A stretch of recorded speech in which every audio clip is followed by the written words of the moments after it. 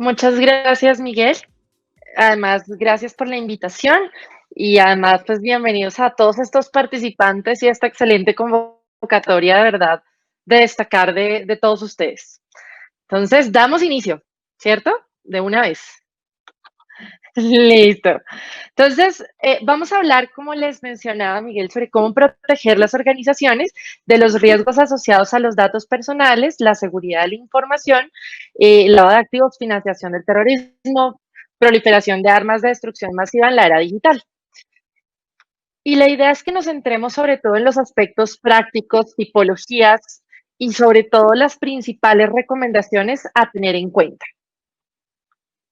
Entonces, vamos a iniciar primero definiendo el contexto. Sobre el contexto hemos hablado durante todo el día, tuve la oportunidad de ver la mayoría de las presentaciones, así que esta parte voy a pasarla rápidamente. Básicamente quiero destacar esta realidad y es el surgimiento permanente de nuevas tecnologías y debemos pensar que estas nuevas tecnologías están al servicio de nosotros en las organizaciones, pero también de los criminales. El desconocimiento que existe sobre estos temas, casi que todos los aspectos asociados a la tecnología se lo dejamos a las personas de las áreas de TI y se nos olvida que esto es parte esencial, transversal de lo que hacemos y en la misma línea desconocemos los riesgos que se generan en este contexto digital. También existen múltiples brechas de seguridad y todo este tiempo de la pandemia lo ha puesto en evidencia. Tenemos un repunte a nivel global de las cifras de cibercriminalidad, donde se ha evidenciado precisamente estas falencias que le han facilitado el trabajo a los delincuentes. La ausencia de crecimiento proporcional en términos de respuesta a esa criminalidad, es decir, la criminalidad repunta, pero la respuesta de las autoridades no ha sido adecuado o proporcional a lo que se requiere. Claramente nuevas oportunidades de criminalidad, donde tenemos un nuevo contexto, un nuevo escenario con mayores facilidades a las que no estábamos preparados en términos de prevención. Y por supuesto, el tema de COVID-19, sobre el cual voy a centrarme en estos puntos específicos, que es la disminución temporal de algunas formas de criminalidad, es decir, las formas tradicionales de la conducta punible se han venido de alguna forma disminuyendo y esto ha hecho que de alguna manera las empresas bajen sus barreras de protección sin estar atentas a las nuevas formas de criminalidad.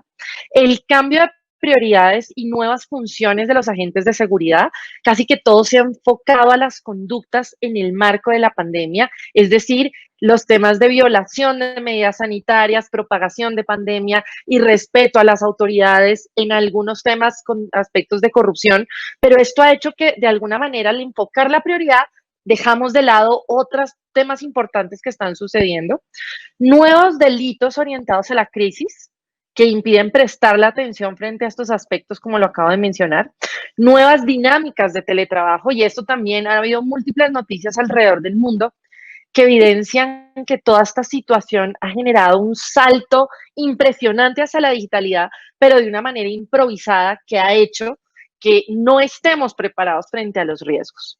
Entonces, este es el contexto, como les digo, lo menciono rápidamente, para que ya nos centremos en qué es lo que ocurre en este contexto. Entonces, vamos a empezar por las nuevas tendencias de la criminalidad en la era digital. Y aquí nos vamos a centrar sobre todo a nivel del análisis de las principales tipologías que se dan en este contexto para que a partir de allí ya empecemos a abordar algunas de las recomendaciones prácticas. Creo que el clicker no me está funcionando porque no me ha permitido avanzar la diapositiva. Sí, si me pueden ayudar de pronto. Perfecto. Ya, gracias. Ok, perfecto. Entonces, este cuadro trata de mostrar lo más resumido posible estas nuevas tendencias de la criminalidad. Lo primero es entender que en este contexto de la era digital empieza a surgir el crimen como un servicio. ¿Esto qué quiere decir? Que hoy casi que yo puedo salir a comprar en el mercado cualquier forma de criminalidad, lo cual de verdad se está ofertando de esta manera. Es decir, ustedes díganme qué es lo que necesitan y yo pongo al servicio toda la tecnología para ustedes lo puedan obtener. Esto es parte de lo que ha hecho que las tipologías sean tan absolutamente diversas, cambiantes, se vayan renovando, y esto ha impedido que las organizaciones respondan de forma adecuada. La segunda, y sobre esta de hecho voy a ampliar un poquito más, es lo que se denomina ransomware. Previamente, de hecho, Juan Pablo se refirió un poco al tema, y es que esta es una de las principales conductas que se han generado en esta época de pandemia, y es todo lo que tiene que ver con el secuestro de datos. Básicamente, de lo que se trata es de la búsqueda o la manera de obtener la información de las organizaciones a través de diferentes mecanismos. La imagen que ustedes ven es un análisis, ahí igual puse la cita en la presentación para que ustedes la tengan, que son todas las tendencias de cibercriminalidad 2019-2020, un documento que se emitió de hecho recientemente en Colombia y que tiene todo este análisis de las tipologías haciendo ese estudio de lo que ha sido la dinámica del ciberdelito, principalmente en el contexto colombiano, pero que en todo caso contrastado con la realidad de todos los países estamos en lo mismo. Entonces, básicamente se utilizan distintos mecanismos. Lo más usual es enviarnos algún tipo de correo electrónico fraudulento que se suele centrar en temas que generan alerta, urgencia, y en esa línea preocupan a las personas, y es lo que los obliga a abrirlo sin prestarle mayor atención. Y esto facilita el ingreso de algún virus, de algún malware, de cualquier mecanismo que permita captar información de la organización que luego es secuestrada, es decir, no se las voy a devolver a menos que se pague algún tipo de extorsión, o bien sea para utilizarla para diferentes propósitos. Lo más común que se ha visto son comunicados de autoridades, por ejemplo, de la Administración de Justicia, donde les llega a ustedes una citación de la fiscalía, y normalmente es bastante evidente. Lo que pasa es que las personas ante la alerta lo abren de manera inmediata. Entonces les llega una notificación de una fotomulta, los están citando a una diligencia, o incluso ahorita con el tema de COVID ha habido mucho aprovechamiento. Entonces llega información sobre si usted quiere su prueba gratuita o si usted quiere ser uno de los candidatos a la vacuna. Temas que llaman la atención, la persona las abre, eso permite el ingreso de algún malware dentro del equipo, capta toda la información y luego me secuestran esa información. Bien sea que me impiden recuperarla, me extorsionan para recuperarla, o hay un uso indebido de la misma. Igual en la parte superior derecha, ustedes ven cómo está distribuido en Latinoamérica este tipo de ataque. Colombia está punteando, pero es una situación transversal a toda Latinoamérica, siendo las pymes la principal víctima, precisamente porque es de donde parten los criminales. Existen menores mecanismos de seguridad. Esta, como les digo, es una de las principales conductas, no es la única. Vamos a encontrar que también existe el ransomware DDoS. Básicamente, ¿en qué consiste? Es todo lo que tiene que ver con los ataques o denegación del servicio. Entonces, básicamente a través de botnets, por ejemplo, logran bloquear las plataformas. Esto, por ejemplo, ha pasado en muchos países que tienen los sistemas de elección a través de mecanismos digitales, donde de pronto se bloquean las elecciones. O también con temas de censo, con temas de servicios de consumo masivo, vencimiento de fechas para pago de impuestos, temas de esta naturaleza, pero que se traslada también a la empresa privada, en donde a través de estos mecanismos yo logro bloquear la operación de la organización, nuevamente a través, buscando cualquier propósito. Esto puede ser de competencia desleal, buscando afectar a mi competidor que no le permito cumplir con su servicio, o inclusive con el propósito de bloquear la operación, afectar el servicio, o también para obtener algún tipo de beneficio o tema cambio. Y el malware, como les mencionaba, pues a través de estos elementos, como esos correos que abrimos de forma desprevenida, logro de alguna manera generar un virus o generar algún tipo de gusano malware que ustedes voy a captar datos. Esto normalmente se utiliza sobre todo para que generemos algún tipo de espía en los equipos. Ustedes marcan su usuario y su clave y yo capto toda esa información, facilitando conductas de fraude o hurtos electrónicos. Entonces, esto entra todo dentro de la segunda que llamamos ransomware. También tenemos nuevas tipologías asociadas al uso criminal de los datos. De hecho, acá también hay mucha desprotección de la mayoría de las organizaciones por un desconocimiento de las obligaciones que derivan de las leyes de protección de datos personales, todo lo que tiene que ver con la regulación del tratamiento de esos datos personales, los mecanismos de seguridad que se deben implementar en las organizaciones. Y eso los hace vulnerable. Y terceros, lo que hacen es lograr captar esos datos. Normalmente vamos a tener una mezcla de las tipologías, pero a través de esto yo uso esos datos con un propósito criminal.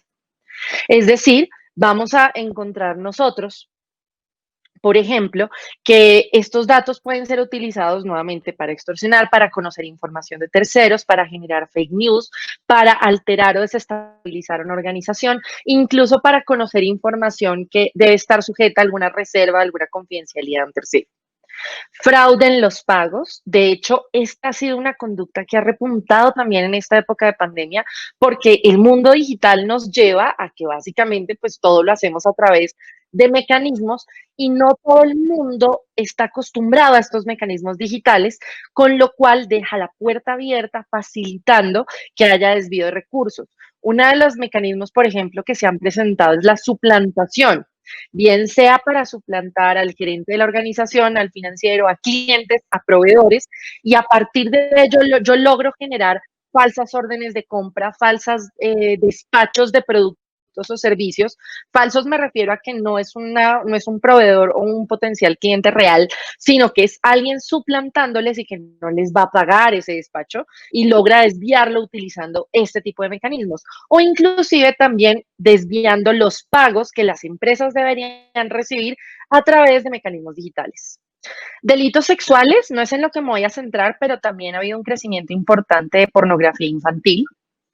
Y también ha habido mucho tema de extorsión por temas sexuales.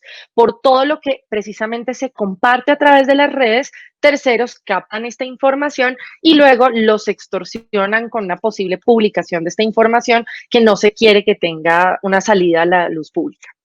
Los temas de dark web o darknet es un poco todo lo que tiene que ver con páginas de internet superpuestas, no son páginas reales, es como generar una plataforma alterna de operación o actividad que va a facilitar precisamente que nosotros operemos donde no es sin detectarlo. Muy común que se repliquen o se simulen páginas de entidades bancarias. Normalmente lo que nos dicen es que marquemos la página completa. Es decir, si yo me voy a relacionar con Banco de Vivienda, yo debería poner www.davivienda.com.co y no permitir que se marque del historial o del caché, que es lo que normalmente aprovechan los delincuentes para generar páginas gemelas en las que yo ingreso toda la información y realmente se la estoy entregando a los criminales. Ingeniería social, y sobre ello también voy a ampliar un poco más, porque también es una de las conductas que ha tenido un importante crecimiento. Normalmente nosotros oímos hablar del phishing o figuras de ese estilo o ese tipo de términos de pronto desconocidos para la mayoría, pero básicamente lo que hacen es que utilizando distintas técnicas de cibercriminalidad obtienen esa información confidencial de las empresas y luego suplantan identidades, falsifican correos electrónicos, consiguen desviar dinero, tener un control de toda la operación de las organizaciones. Esto como tipología se suele denominar ingeniería social. De hecho, una de las modalidades más comunes son los ataques BEC, que es Business Email Compromise, donde lo que hago es replicar correos electrónicos de manera que nosotros creemos que nos estamos comunicando con una persona cuando en realidad es el criminal quien está detrás de toda esta transacción para diferentes propósitos. Aquí yo les traje algunas imágenes de algunas de las tipologías que se detectaron en el estudio. Una de estas, ustedes la ven en la pantalla, es la estafa de CEO, donde precisamente a través de un correo malicioso, que es lo que se denomina phishing, los criminales logran apoderarse de la cuenta de correo del gerente o no tiene que ser el gerente, cualquier persona de la organización, y de esta manera vamos a tener una serie de comunicación paralela que es falsa. En algunos casos logran captar completamente y dominar el correo, en otras es como si generáramos una cuenta paralela, con lo cual el dueño o el titular de la cuenta no suele detectarlo de forma sencilla. Y esto facilita generar correos falsos, dispersar información que no corresponde, desviar pagos, generar falsas transacciones u operaciones, dar direccionamiento y normalmente las personas se acostumbran a trabajar con un correo, no identifican que hay algo inusual, extraño, que no es una orden normalmente que se recibiría y simplemente se obedece lo que se está indicando en el correo. También vamos a encontrar como una variante técnicas de SOCMIN o OSINT, que es como se denomina, que es para obtener precisamente información. Por ejemplo, si yo soy un competidor desleal, esta puede ser un mecanismo que yo utilizo para lograr captar la base de datos de mi competidor y de esa manera llegar a sus clientes. De hecho, esta es una conducta tristemente bastante común en la mayoría de los países y precisamente es una forma de poder tener conocimiento de cómo es la infraestructura u operación de mi competidor y de esa manera empezar a replicar, a imitar o incluso desviar o robar parte de la operación de la organización de la que se trata. También suplantación de clientes. De hecho, yo justo este año tuve que conocer dos casos de clientes nuestros, precisamente donde se les materializó este tipo de conducta y a raíz de eso es que nos contactan y dicen, ayuda, ¿cómo podemos protegernos? Y es, viene una persona suplantando a un supuesto cliente y puede ser que se puede dar o desde el cliente o desde el funcionario de la empresa. Como les digo, desde el cliente lo que puede pasar es que me dicen, bueno, te vamos a comprar tal cantidad, como ya han captado información, conocen nombres de personas que normalmente hacen ese tipo de pedidos, a quién se lo deben dirigir, cantidades que no van a generar alguna alerta interna y además con operaciones o posibilidades de crédito. Con lo cual ustedes remiten el despacho, pero esto nunca llegó al verdadero cliente, sino a quien le estaba suplantando y es algo que nunca van a recibir ustedes el pago. O también desde el lado opuesto, donde una persona supuestamente de la organización contacta al cliente y le indica la nueva cuenta o el nuevo mecanismo de pago, desviando el pago que debía entrar a la organización, apoderándose, por supuesto, de estos recursos. También vamos a encontrar ataques pues bueno, obviamente para todos los temas de hurtos. Un tema bastante común es abrir cuentas bancarias a nombres de la empresa utilizando documento de información que se ha sustraído. Es otra forma de poder movilizar recursos e incluso dentro de un mecanismo de lavado de activos es una tipología usual, pues posibilita realizar transacciones a nombre de un tercero sin que el tercero lo detecte, pero a través de un control de su información y de sus datos. De hecho, aquí ha surgido otra de las tipologías que son los money mules, como mulas de dinero, que precisamente son estos prestanombres falsos que utilizamos para movilizar todos estos recursos, apoderarnos de los mismos o, como les menciono, realizar transacciones ilegales a nombre de terceros. Esta tipología, de hecho, también me pareció curioso cuando la vi porque esto salió en los periódicos, yo recuerdo, en diciembre del año pasado, donde lo que hacen es, se denomina SIM swapping y es secuestro o cambio de SIM card. Quiero que todos piensen en este momento cuántas cosas dependen de su número celular. Por ejemplo, si ustedes olvidan una clave de algún correo, la clave de una app de su celular o incluso las claves de sus bancos, normalmente las claves se restablecen después de enviarnos un mensaje de texto al celular. Entonces, ¿qué es lo que suelen hacer? Lo que suelen hacer es que van, engañan a las compañías de telefonía celular para suplantarlas y decir, oiga, por ejemplo, me acaban de robar el celular, necesito que me replique o me entregue mi SIM card.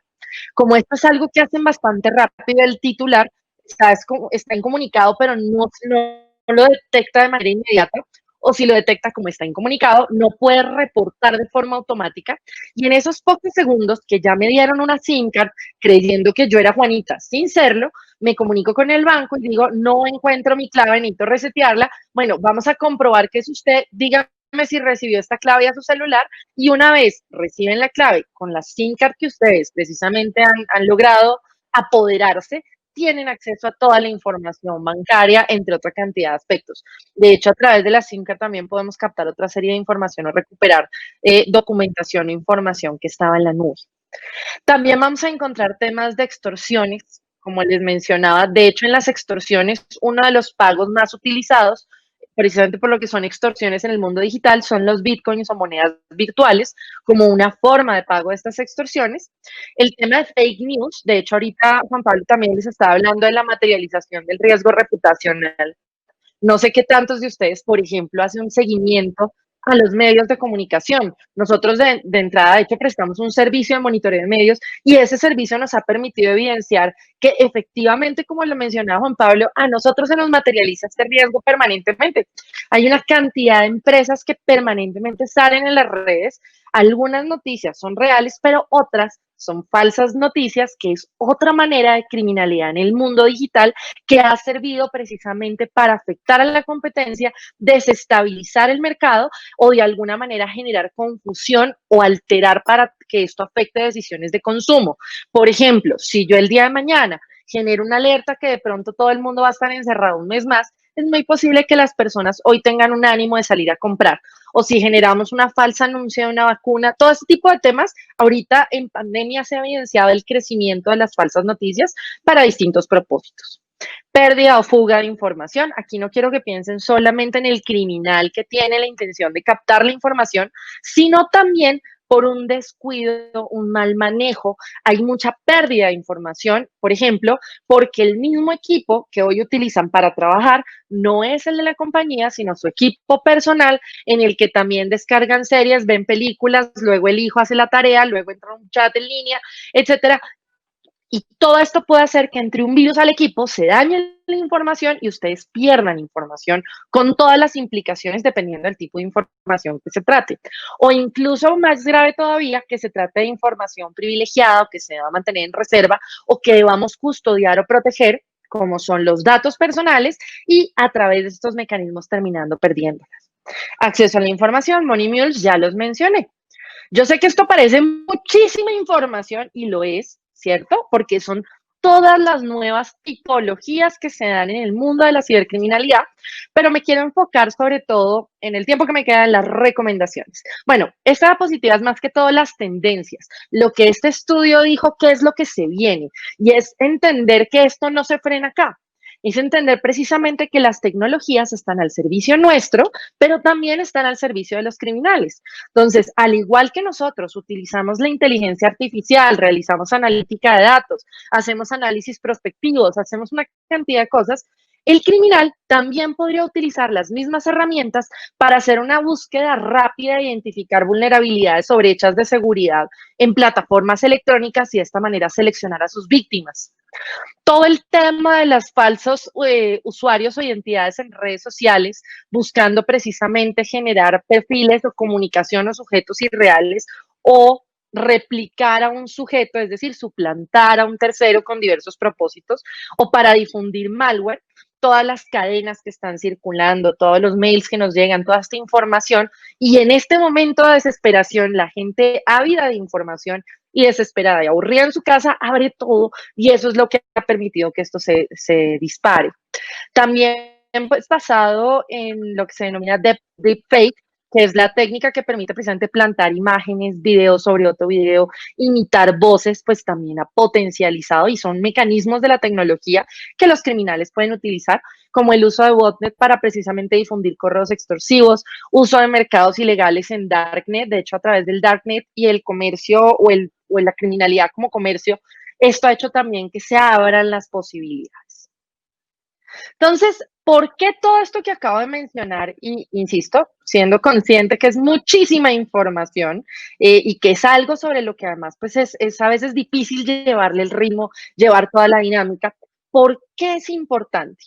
Precisamente porque todo esto es nuestra nueva realidad. Estamos en un nuevo mundo digital y como lo señalaba Miguel al inicio, la pandemia mal o bien nos obligó al teletrabajo, pero no pensemos solo en tiempos de pandemia porque eso sería irresponsable. Lo cierto es que esto ha generado que las compañías se planteen una forma de operación de los negocios nueva que va a ser principalmente a través de los canales digitales. Si solo pienso en la pandemia, los expertos hablan que esto mínimo se extiende hasta marzo del próximo año.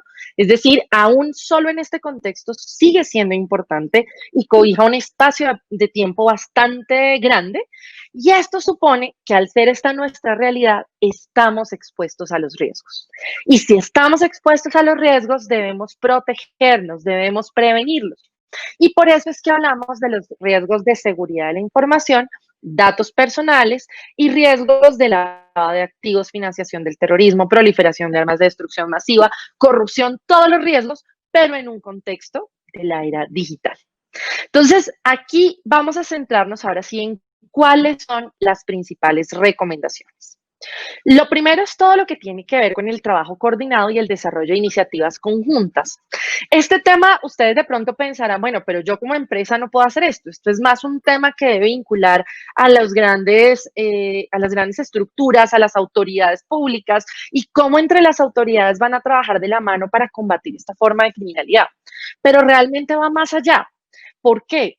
Porque esto tiene que ver, por ejemplo, en este contexto del que estamos hablando, uno de los gremios más fuertes, de los sectores más comprometidos y que han hecho un cambio y son ejemplo a nivel global, es precisamente el sector de juegos de suerte de azar acá en Colombia, que precisamente ha marcado esa diferencia, ese señalamiento, y es porque por trabajar de forma articulada, trabajar de la mano.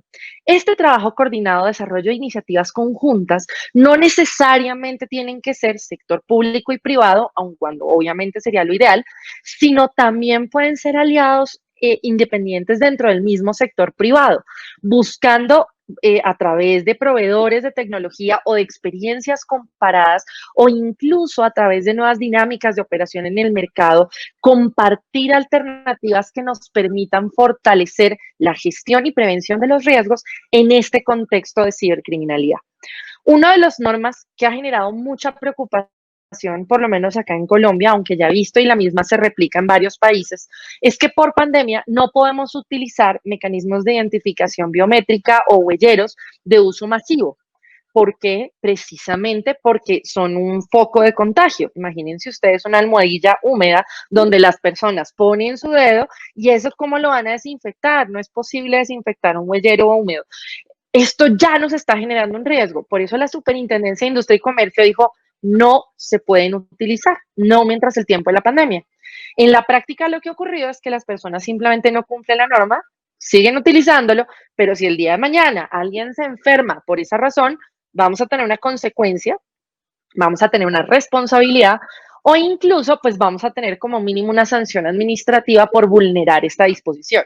Ahí tenemos que pensar en, bueno, ¿cómo reemplazamos ese mecanismo?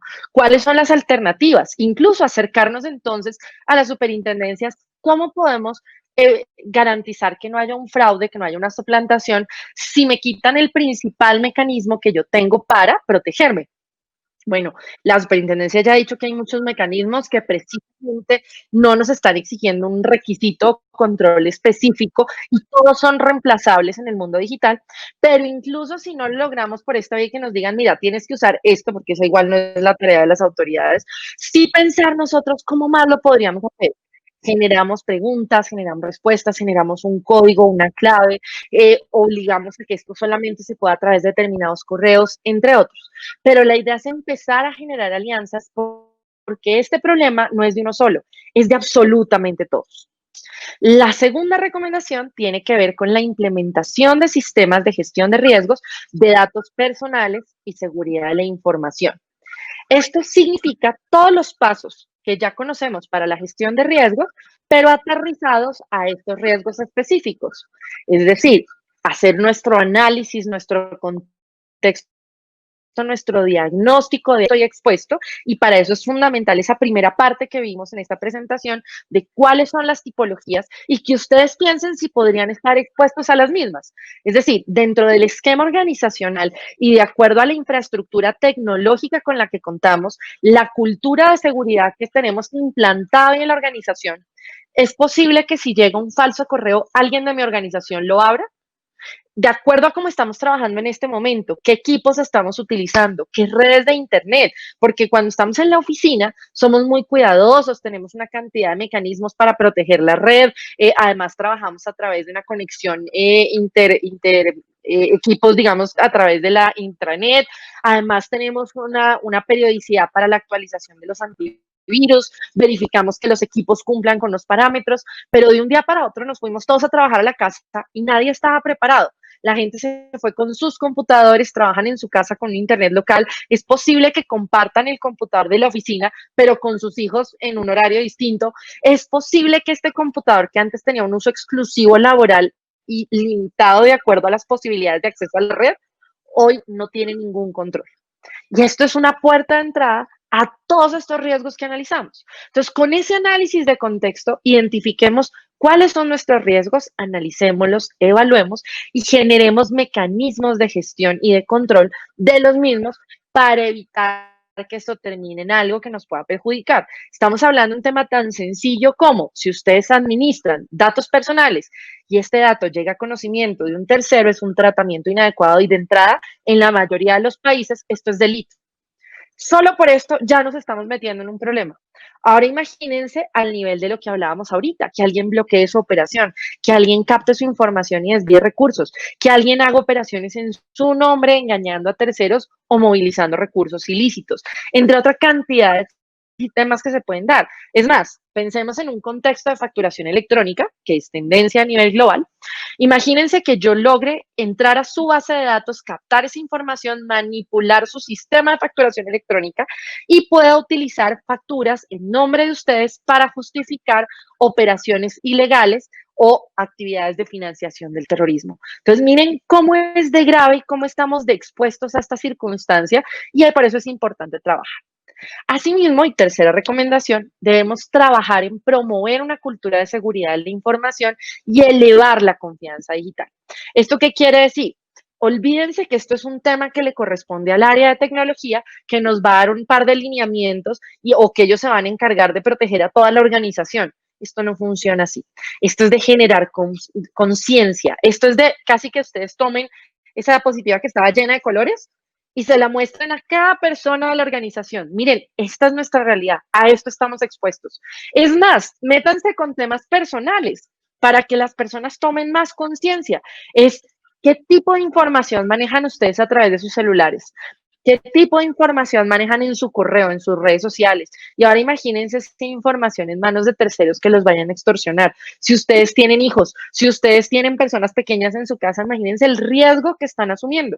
Utilicen ese tipo de experiencias para crear una verdadera conciencia frente a la importancia en esta materia y cómo debemos trabajar para que no continúe ocurriendo. Formar, capacitar, sensibilizar va a ser fundamental. Cuarta recomendación, definir esquemas de roles y permisos de acceso a la información, en lo posible apoyándonos en la tecnología. Es muy común que a veces manejamos bases de datos en la organización, en una lista Excel, y tiene acceso toda la organización. Y esto no debe funcionar así porque eso quiere decir que entonces todos eventualmente son responsables del tratamiento de los datos sin tener el conocimiento o el perfil que les posibilite tener acceso a la información y que puede llevar a un uso inadecuado del mismo. Algo tan sencillo como consultan listas. Entonces, nosotros, esa es una de las recomendaciones que le damos a nuestros clientes de Inspector, por ejemplo, y es, manejamos 3 roles, no es en vano. Es que cuando tengan el rol informador, piensen en las personas que no deberían tener un acceso ilimitado a la información, porque es tan sencillo que si yo busco en listas y aparece, uy, Juanita es terrorista, un mal manejo puede llevar a que ustedes luego sean acusados de discriminación porque la persona que buscó y tiene ese acceso ilimitado, no hay roles, simplemente le entrega al tercero, uy, espérese que aquí me aparece que usted es terrorista, entonces váyase aquí, se metieron en un problema. Entonces, miren la importancia de generar roles, accesos. A veces la tecnología puede ser una ayuda para limitar este acceso a la información, pero incluso si no lo tenemos y nos toca hacerlo de manera manual, es posible y es importante que lo hagamos para que todo el acceso a la información esté asociado al rol de cada persona y al perfil de cada persona. Quinto, creo que voy en el quinto. Debemos tener un diagnóstico claro de los potenciales fallos y debilidades en la organización. Acá tenemos que ser autocríticos, entrar a analizar temas tan sencillos como tenemos alguna limitación, por ejemplo, para tener claves. O uno puede poner clave Juanita 1, esa es válida y puedo mantener la misma clave durante 6 años y además tengo esa misma clave para todos mis correos electrónicos. O tenemos algún mecanismo mínimo de seguridad que me obligue a cambiar la clave, que me obligue a algunos elementos frente a la clave que yo utilizo. Por ejemplo, manejamos una clave entre varios. Es más, conozco a varios oficiales de cumplimiento que su clave de Cirel la utilizan 7, 15 personas en la organización. Y esto no puede funcionar así. Es una responsabilidad del oficial presentar los reportes de operación sospechosa ante la unidad de inteligencia. En Colombia se llama Cirel, en otros países tendrá otra denominación, pero es la plataforma a través de la cual presentamos los reportes. ¿Quién tiene esa clave o es una clave realmente única personal. De hecho, también por eso es tan importante que tengamos usuarios individuales para todos, porque eso va a facilitar hacer seguimiento, identificar responsables, poder conocer realmente si se están realizando las cosas como es y quién lo está haciendo. Entonces, es empezar a hacer ese análisis. ¿Qué fallas tenemos? ¿Qué debilidades en infraestructura, en recursos, en temas de seguridad, en conocimiento, en manejo de la información? Ligado a lo anterior, tener cadenas de responsabilidad definidas. No es solamente roles y permisos de acceso, sino también es tener claro quién es el responsable del manejo que se da la información, quién es el custodio de la misma, cómo se va a alojar. Una de las fallas, por ejemplo, en este momento, estamos muy acostumbrados a los documentos físicos y normalmente en las oficinas hay un lugar de archivo. ¿Qué pasa ahora que no tenemos ese lugar de archivo? ¿Cómo está quedando esa información? ¿Nos la enviamos por correo? ¿Nos la enviamos por chat? ¿En dónde está quedando alojada? La persona que produce el documento es consciente que es responsable de ese documento, de esa información que produce. Todo esto tenemos que generarlo con claridad, definir líderes. Ojalá si tenemos gestores de la seguridad digital de manera transversal en la organización, de manera que esto no dependa de una única persona, sino que logremos llevarlo a toda la cadena de la operación de la organización. Debemos además tener, no, perdón, esto está repetido. Debemos además conocer qué tenemos y realizar un inventario. Y aquí ya no me refiero a los fallos, sino me refiero principalmente a lo que tenemos como activos de información.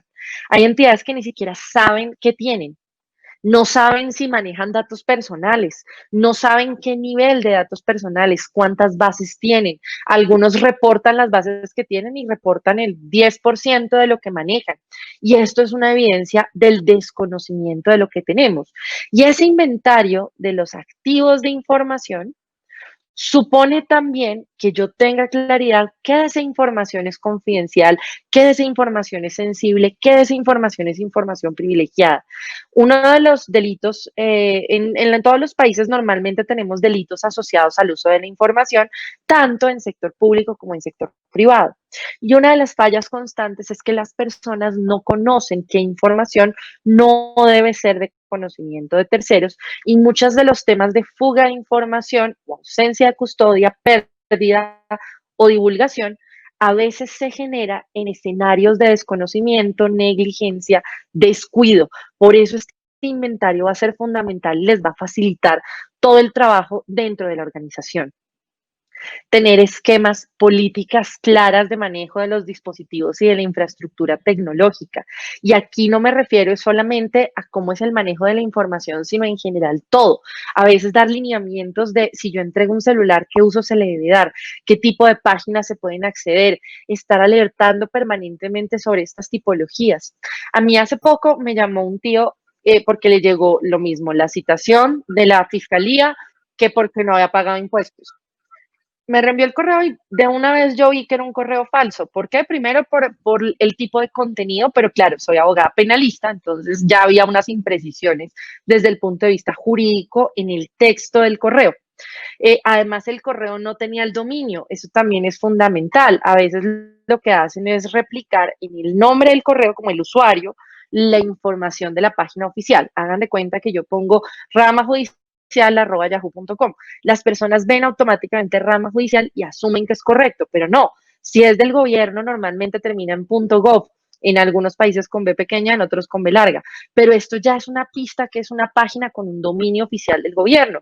Si termina en .co, .es, .pe, .do, según el dominio del país. Como les digo, si es el esquema normal, porque hasta de pronto yo logro replicar el dominio, pero así no es como se comunica esa entidad. Es anormal, no es usual que yo reciba un correo con una citación de esa naturaleza. Entonces, generar este tipo de alertas dentro de la organización tienen que ver con promover esa cultura de seguridad y empezar a adoptar buenas prácticas que nos protejan de manera transversal. Ustedes pueden estar vulnerables por el simple hecho que el equipo de la oficina se lo presten a la hija para celebrar su cumpleaños a través de Zoom y entonces en ese momento como el cumpleaños sí es abierto a todo el mundo, no tenemos las mismas barreras de autoprotección o no pensamos que pueda haber una brecha de seguridad, no tenemos cuidado, este link de Zoom se comparte en Facebook, los espero en mi cumpleaños a las 4 de la tarde el sábado, y en 2 segundos ustedes acaban de abrir una puerta para que un criminal pueda, a través de ransomware, precisamente ingresar a su información, captarla e incluso a partir de la brecha que generé yo en mi equipo, ingresar a toda la organización, captar información que puede ser utilizada con cualquier propósito.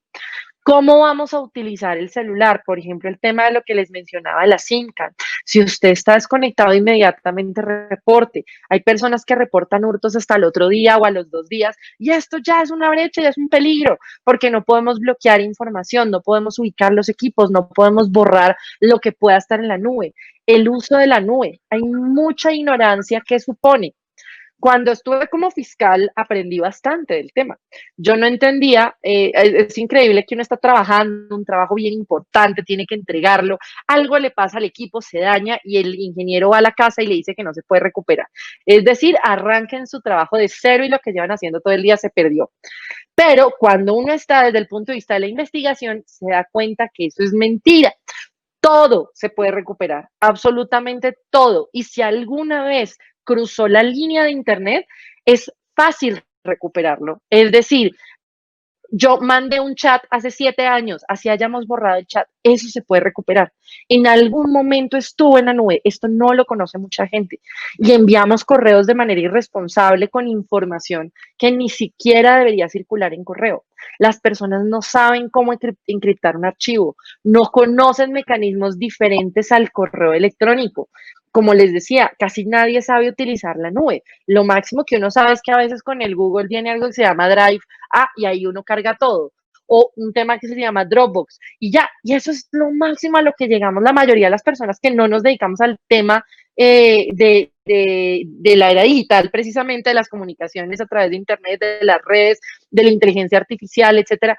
Y eso nos hace vulnerable. Por eso es que es tan importante que tengamos políticas claras, esquemas de trabajo que permitan trabajar de manera que seamos responsables y nos cuidemos a nosotros mismos. Asimismo, es bueno contar con mecanismos perimetrales de protección, servicios de antivirus, anti-malware, anti-phishing. Esto además se tiene que estar actualizando. Yo soy una de las personas que tiene Mac y por eso cree que soy invencible y jamás va a entrar ningún virus, pero no. Cuando vi este estudio del documento que les digo que se emitió de las nuevas tendencias de la cibercriminalidad, los equipos Mac también tienen una vulnerabilidad menor que los PC, pero aún así están todavía con la vulnerabilidad porque ya la tecnología ha avanzado al punto de poder replicar o que se vuelve interesante replicar virus o este tipo de herramientas para vulnerar información en este tipo de equipos y en todo tipo de equipos. Entonces, a veces uno cree que está protegido y no vuelve a hacer absolutamente nada.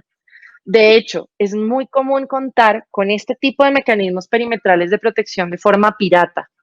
El antivirus que descargué gratis, pero que no estoy pagando licencia. O a veces también, yo alguna vez compré uno que era para Mac y yo estaba feliz y lo actualizaba seguido y todo. Y luego en Mac me dijeron que no fuera bruta, que básicamente ese era falso, que no era de ellos y que con eso estaban accediendo a información. Este tipo de cosas no las conocemos, por eso es tan importante que haya un lineamiento claro. Además, porque esto también va a tocar con riesgos como la protección de derechos de autor, el cumplimiento de obligaciones para el pago de licencias, entre otro tipo de aspectos que tienen que ver con esta materia y que a veces dejamos de lado. Debemos además tener capacidad de ciberresiliencia. ¿Eso qué quiere decir? Es nosotros sabemos cómo recuperarnos ante un ataque de ciberseguridad. Muchas compañías no plantean esto, casi siempre nos quedamos solo en la prevención y se nos olvida que eventualmente podemos ser víctimas de un ataque. Y esto hace que no estemos preparados, no tengamos la capacidad de recuperarnos de manera oportuna, de responder. No tenemos backups de información, no tenemos un plan B o un plan alterno de respuesta a la caída de una plataforma. No sabemos cómo indagar o cómo investigar una situación de esta naturaleza. No logramos tener medidas apropiadas, rápidas para garantizar la seguridad de la información y continuar el negocio.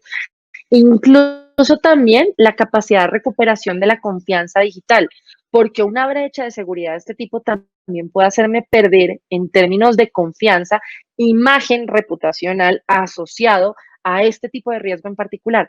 ¿Cómo recupero la confianza? ¿Qué tipo de mensaje voy a enviar? ¿Cuál es el cambio que estoy generando para que ahora sí crean en mi plataforma, sí crean en lo que estoy utilizando?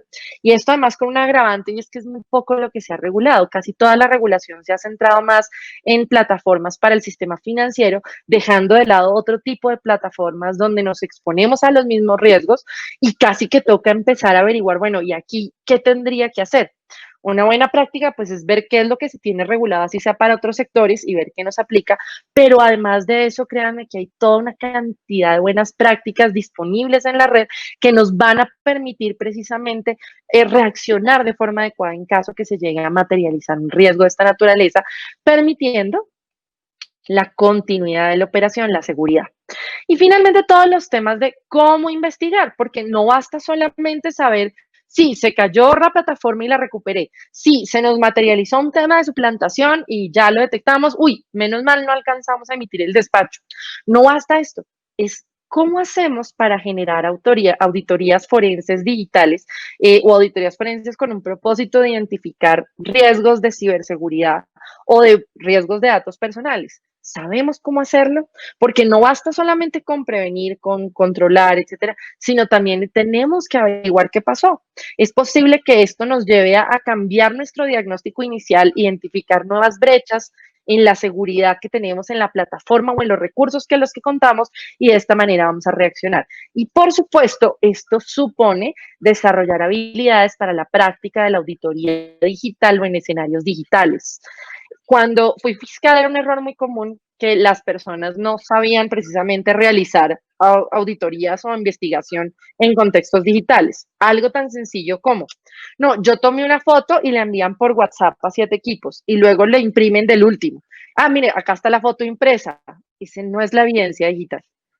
Esa es una evidencia demostrativa, así se denomina, de la evidencia digital. Es la foto de la evidencia digital, pero no es la evidencia. Sabemos cómo extraer esa información, sabemos cómo, por ejemplo, hay gente de verdad que cuando quiere mostrar un correo electrónico lo imprime o lo reenvía. Entonces, de entrada, sabemos cómo conocer quién es el dueño de ese correo electrónico, cómo llegar a la identidad, sabemos rastrear una IP, sabemos cómo extraer esa información, replicar errores de una red o una infraestructura tecnológica, porque además esto va a permitir fortalecer la detección, investigación y sanción, que son aspectos fundamentales. Entonces, cumpliendo con el tiempo, Miguel, además porque dijimos que dejábamos unos minuticos para preguntas, sé que hablé rápidamente en esta horita que teníamos para aprovechar al máximo el tiempo.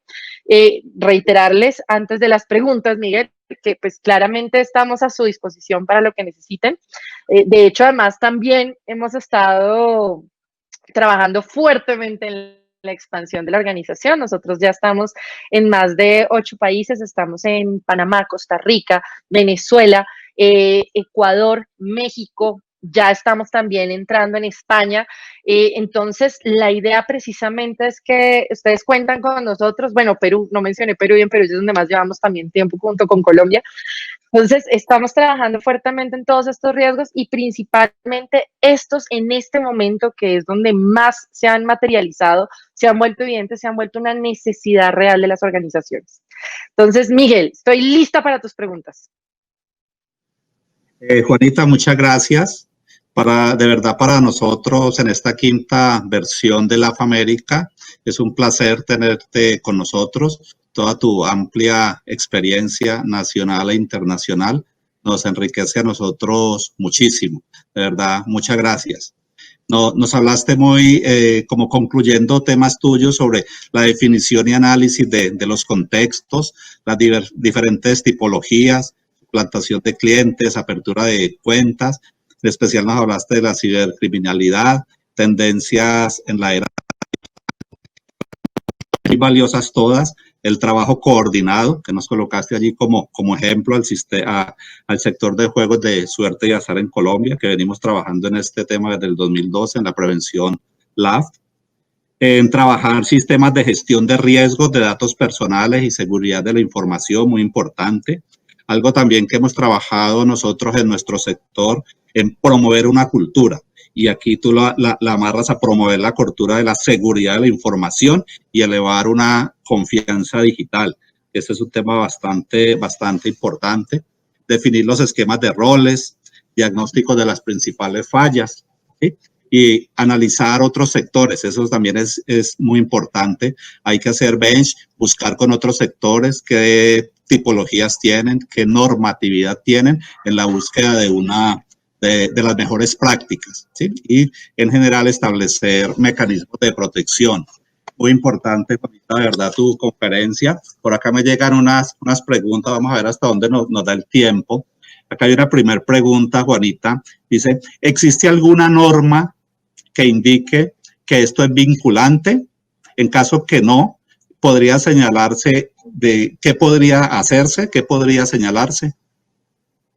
Perfecto, Miguel. Pues no, primero muchas gracias por tus comentarios además. Más yo feliz siempre de estarlos acompañando. Para mí estos eventos son supremamente importantes y de verdad marcan una diferencia y es una necesidad actual. Así que felicidades y nuevamente por esa convocatoria tan importante. Entonces, frente a las normas, realmente solamente hay algunos pocos sectores que se ha regulado. Como les decía, lo más usual es que para plataformas donde hay un manejo de intercambio de transacciones financieras, suele haber unas regulaciones, pero muy básicas frente a cuáles son los mínimos de seguridad que se deben implementar. Pero es uno de los temas donde existe el mayor vacío normativo en la mayoría de los países, porque precisamente no es claro que exista una obligación frente a los temas de seguridad digital, seguridad de la información. En materia de datos personales sí existe una norma. De hecho, creo que de todos los 25 países que mencionaste que están conectados, creo que todos deben hacer parte de la Red Iberoamericana de Protección de los Datos Personales. Y en ese sentido, sí hay normas específicas para proteger los datos personales e implementar sistemas de gestión de riesgos de datos personales, pero no las suele haber para la protección de riesgos de seguridad digital. Entonces, esto hace que en la práctica son pocas empresas las que lo adoptan como una buena práctica, genera diferencias en el mercado que en ocasiones, dependiendo del costo que suponga asumir estos mecanismos, pueden significar una desventaja. Por eso, para que esto no pase, tenemos que jalonar a los que no lo están haciendo para que lo implementen, sensibilizando de la importancia de lo que hemos visto acá, pero además también presentando quienes lo hemos implementado como una ventaja competitiva, precisamente haciéndole ver a los demás, es que cuando yo te genero a ti una clave que requiere unas características o que debes cambiar cada determinado tiempo, te estoy cuidando es a ti y a tu información. Y esto va a empezar a hacer la diferencia para que todo el mundo se concientice y todos migremos hacia sistemas de gestión de riesgos de seguridad digital y datos personales. Ahorita en relación con ese tema, o sea, como en todas las industrias y los sectores, tenemos empresas grandes, medianas, pequeñas, MIPYMES, unipersonales, etcétera, donde todas tienen diferentes músculos financieros. ¿Qué deben hacer las empresas que no cuenten con esos recursos económicos para implementar estos modelos robustos, digamos, de cibercriminalidad? Que nos hacen mucho nuestros clientes, porque casi que todo el mundo tiene la idea que esto es supremamente costoso. Y es porque todos tenemos interiorizado que hay una única manera de hacerlo y es a través de adquisición de grandes infraestructuras tecnológicas que normalmente tienen un costo elevado. Pero realmente hay muchas medidas que podemos tomar sin que necesariamente impliquen un costo. Eso, de hecho, normalmente es nuestra prioridad, por ejemplo, cuando hacemos consultorías buscando el ahorro y además adecuarnos a las necesidades de los clientes. Y es, miren que los cambios se pueden dar incluso solamente promoviendo una cultura de la seguridad digital. Solamente con implementar buenas prácticas ya estamos generando un cambio inmenso frente a las posibles brechas de seguridad. El qué podemos abrir, qué no podemos abrir, cuál es el uso adecuado de la infraestructura, entender las tipologías. Y aquí miren que en este momento todavía no he gastado un centavo de los recursos. También podemos empezar a ver, hay una cantidad de infraestructura que se ofrece de manera gratuita y a veces es que desconocemos cómo utilizarla. Y esto, unido a esas buenas prácticas, puede hacer que ya nos potenciemos en términos del manejo de la información. Y todo el tema de priorización. Por eso yo también les hablaba de ese inventario. Cuando yo tengo ubicado cuáles son los activos de la información que realmente pueden representar un riesgo en términos de una eventual responsabilidad o que pueden ser de interés de terceros, entre otros, pues también voy a poder priorizar y enfocar los recursos con los que cuento para proteger esos activos de información sin la necesidad que esto sea de manera transversal, pensando cuando los recursos son limitados. Si tenemos recursos y podemos invertir en la mejor plataforma, infraestructura en general, buenísimo. Pero cuando no, el solo hecho de cambiar nuestra clave con regularidad, tener una clave con unos parámetros, de tener cuidado con lo que manejamos y ver cómo custodiamos la información a nuestro cargo, ya hace una diferencia y no se requieren múltiples recursos. Y en caso, digamos, de que una compañía no implemente de forma importante o de forma adecuada un sistema de estos, ¿qué consecuencias se le pueden generar a esta compañía frente a la materialización de los riesgos? Perfecto, Miguel. Además que es una pregunta muy importante. ¿Por qué razón? Porque además esta pregunta normalmente es la que nos ayuda a generar ese compromiso del nivel directivo para que implementemos estos tipos de sistemas. Aquí la puerta de posibilidades es inmensa. Quiero que nos regresemos a la diapositiva de todos los colores donde tenía las tipologías. Piensen en todo lo que puede pasar con esa información. Algo tan sencillo como si yo tengo una brecha, no estoy gestionando los riesgos y eso posibilita que un tercero tenga acceso a la información de dirección y teléfono de un empleado de mi casa y eso permite que luego vayan y lo roben, ¿cierto? O que lo engañen porque tienen cierta información personal, hasta para la llamada millonaria de tenemos a tu esposa y tienen el nombre de la empresa porque de la esposa porque es parte de la información que aloja la empresa como parte de su historia laboral. Esto abre las posibilidades a todo aquello que se puede hacer con la información. Es decir, eventualmente a mí se me podría atribuir una responsabilidad a título de omisión por el hecho de ser yo quien permitió de alguna manera que el tercero accediera a esa información con fines criminales. Esto pasó cuando se dieron los casos de la SIM card que yo les mencioné, a las compañías celulares las empezaron a responsabilizar del hurto a las cuentas de los clientes y era porque se analizaba, es que tú fuiste descuidado al momento de entregar una SIM card sin estar seguro que se trataba del verdadero titular. Obviamente va a tener un límite, tampoco crean que si después de eso yo lo secuestro y luego lo mato y antes de matarlo lo violé, entonces la empresa va a responder, no, sería un poco exagerado, pero aún así sí estamos asumiendo una responsabilidad. La más sencilla, el solo hecho de hacer un tratamiento inadecuado de datos personales ya es delito en la mayoría de los países, solo por esto, en la no custodia de la información. Ahora imagínense que el nombre de ustedes sea utilizado para engañar a un tercero, que por cuenta de información extorsionen a alguien, que el nombre de ustedes sea utilizado para crear cuentas falsas y generar movilización de recursos de lavado de activos. Ustedes pueden verse involucrados en la investigación por lavado de activos. Entonces, como les digo, acá las posibilidades son tan amplias como todo lo que yo podría hacer una vez logro romper esa brecha de seguridad en las organizaciones. En este momento estamos conectados con algo más de 2.400 personas, como te decía, de 25 países de América y de Europa, que está gente conectada de Alemania, de Francia, Canadá, Estados Unidos, bueno, todo Latinoamérica.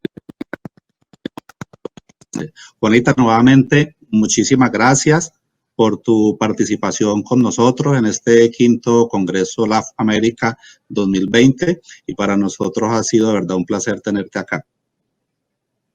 Muchas gracias a ti, Miguel. Nuevamente, felicidades y gracias a todas las personas que se quedaron hasta el final. A esas 2.400 personas que quieren generar ese cambio y están comprometidas con la gestión de riesgos y la cero tolerancia frente al lavado de activos y la financiación del terrorismo. Muchas gracias. Vamos dando cierre a nuestro Congreso LAF América, no sin antes hacerles 2 o 3 comentarios. Queremos expresar nuestra gratitud a todos los aliados que por su compromiso, por su apoyo, por su difusión, hoy somos una comunidad que nos fortalece y nos consolida frente a la lucha antilavado. Queremos dar un agradecimiento a todas las personas que hicieron posible la realización de nuestro Congreso LAF América 2020, al doctor Juan Carlos Restrepo, presidente de Asojuegos, doctor Juan Carlos, muchas gracias a usted y a todo su equipo. a Sopostal, al Ministerio de Tecnología y las Comunicaciones, Mintic. Un agradecimiento a la Unidad de Información y Análisis Financiero, a la Superintendencia Nacional de Salud, a la Superintendencia Financiera de Colombia, a Coljuegos, al Banco Agrario, a FIBA, la Federación Interamericana de Bancos de la Florida, a la Oficina de las Naciones Unidas contra la Droga y el Delito, que siempre ha venido a todos nuestros patrocinadores, Supergiros, su red, Aguirre Schwartz, a Risk Management, a Compliance System de Información, Risk Consulting Group, a Infolab, a Risk International. Quiero también dar un agradecimiento especial a todos los oficiales de cumplimiento del sector real, del sector financiero, que han estado acá con nosotros, y también un reconocimiento especial a todos los oficiales de cumplimiento de nuestro sector de juegos de suerte y azar, tanto de Colombia como para los demás países. Un agradecimiento a los inversionistas de las compañías de juegos de suerte y azar en Colombia, a los miembros de junta directiva que nos están acompañando hoy acá en nuestro congreso, a los gerentes y a los demás colaboradores de las empresas de juegos de suerte y azar. La próxima semana les va a llegar a todos ustedes un link en el cual van a ver unas instrucciones para bajar las memorias, todo el evento y el certificado de asistencia. Entonces, estemos atentos que en la próxima semana les llegará a sus correos este link. Esperamos que cada uno de los temas aquí tratados en el día de hoy, tanto las conferencias de la mañana como las de esta tarde, coayuden a las empresas, a los miembros de las juntas directivas, a los gerentes, representantes legales, oficiales de cumplimiento, directores de gestión del riesgo LAF, a los contadores, a los revisores fiscales, a los directores de tecnología, a enfrentar nuevos desafíos y nuevos retos en cada una de sus funciones. Esperamos con este congreso, nuestra quinta versión LAFamérica 2020, poder colocado un grano de arena en sus funciones. Están cordialmente invitados a nuestra próxima edición de LAFamérica, en la cual desde ya estamos trabajando para que sea un evento de éxito, como lo ha sido este congreso, cero tolerancia con el lavado de activos y financiación de terrorismo. Esperamos contar con ustedes nuevamente y muchísimas gracias a todos, muy amables.